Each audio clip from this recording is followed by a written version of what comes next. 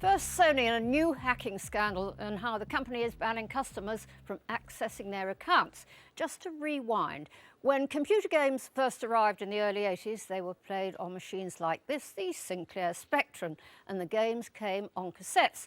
In the 90s, technology moved on with the Sega Mega Drive, and games then came in plastic cartridges. But these disappeared in the mid-90s with the arrival of the PlayStation, the cartridges replaced by CDs. Now, you don't even need a CD. The PlayStation 4 allows you to buy and download games over the internet.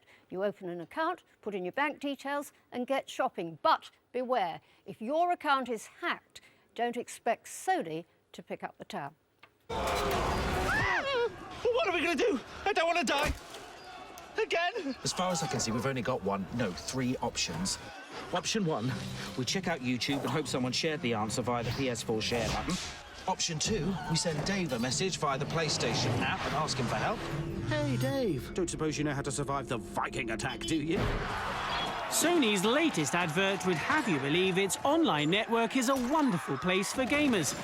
A community where you can play alongside friends, share tips, and interact with people from all over the globe. But be wary, because once you're in Sony's virtual world, there's a lot more to worry about than just coming under fire from your opponents. Like becoming a victim of fraud. Just ask Sony customer John Lappin from Essex. I received an email from Sony thanking me for my purchase of Shadow of Mordor on a PlayStation 3, which is a game I wasn't interested in on a console I don't own. So it seemed obvious to me that someone else had used my account details and used the money on there to buy the game for themselves. So, what exactly had happened? Well, John, like many players, had uploaded money to his PlayStation account so he could do things like download games or buy in-game items, say weapons. But someone on the network had managed to access John's account and used it to download a £40 game to their own console. A nice little outcome for that fraudster. John presumed it was an open and shut case, that Sony would recognise it as fraud and refund the money. Little did he realise he was in for a real fight, because Sony refused to reimburse a penny. The company pointed to its terms and conditions, where it states each customer is entirely responsible for everything that happens to their account. In other words, if it gets compromised, that's your problem, not Sony's. At first, I was just confused by it, and I became a little angry. I couldn't quite believe the policies. They just made it clear they weren't going to refund me. It just became laughable in the end. In John's case, he only lost £40, but in fact, there's no limit to the amount you're liable for. Under Sony's terms and conditions, if £1,000 was taken, you wouldn't get a penny back. And fraud of this kind isn't rare. We've heard of 57 others who say Sony refused to compensate them when their accounts were compromised. And there's plenty more online. Now, it could be argued the players themselves are the reason why their accounts have been compromised. They could be careless with their login details or have them stolen via some online scam. Whilst this may be the case with some, the players we've spoken to are adamant it did not happen to them. Which begs a question. Is the PlayStation network itself vulnerable to hacking? After all, Sony has a pretty patchy track record when it comes to data breaches. Anyone trying to connect to the PlayStation network over the Easter break might have had a bit of trouble. It's been offline for the past 6 days after an attack by hackers. In 2011, Sony admitted that hackers had stolen data relating to 77 million users, including usernames and passwords.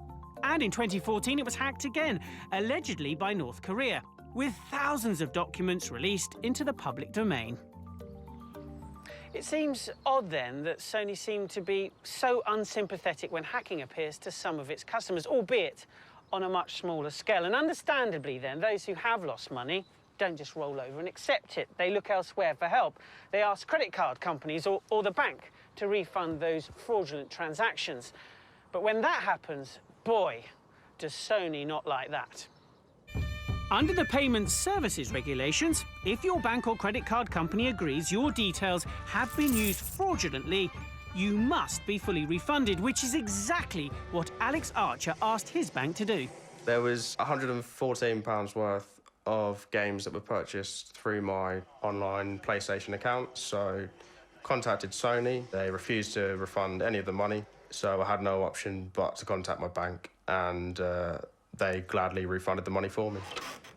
And once the bank had refunded Alex, it took that £114 back from Sony. And how did Sony react to that? Well, not very well. In fact, it blocked Alex's account, banishing him from accessing any of its online services and from all the purchases he'd previously made.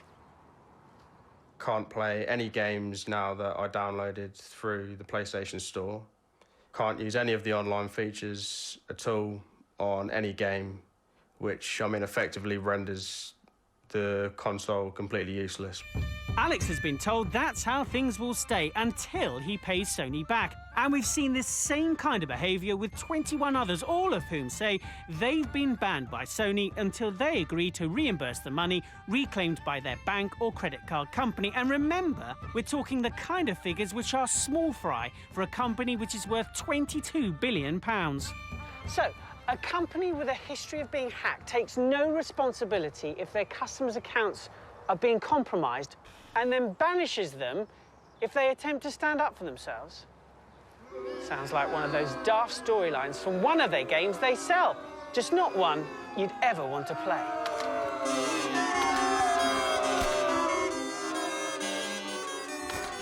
Well, Sony has now concluded that both John and Alex were indeed victims of fraud. It admits their treatment fell below the standards the company sets for itself and has now reinstated both accounts to ensure neither is out of pocket. It'll also be reviewing the investigation process that occurs whenever there's an accusation of unauthorised account use. Sony says it takes security very seriously and has industry-leading measures in place to protect its customers. However, it does emphasise the need for everyone to do the utmost to protect their details online. It suggests visiting these two websites for advice on how to do this. But will Sony stop blocking the accounts of anyone who's been defrauded? Well, we've pushed it on this point, and it admitted it had lessons to learn, but said it would carry on suspending the accounts of customers who say they've been hacked whilst they investigate claims. So watch out. Now, that story, like so many we investigate, began when you got in touch. So if you have something you'd like us to take a look at, email us at watchdog@bbc.co.uk.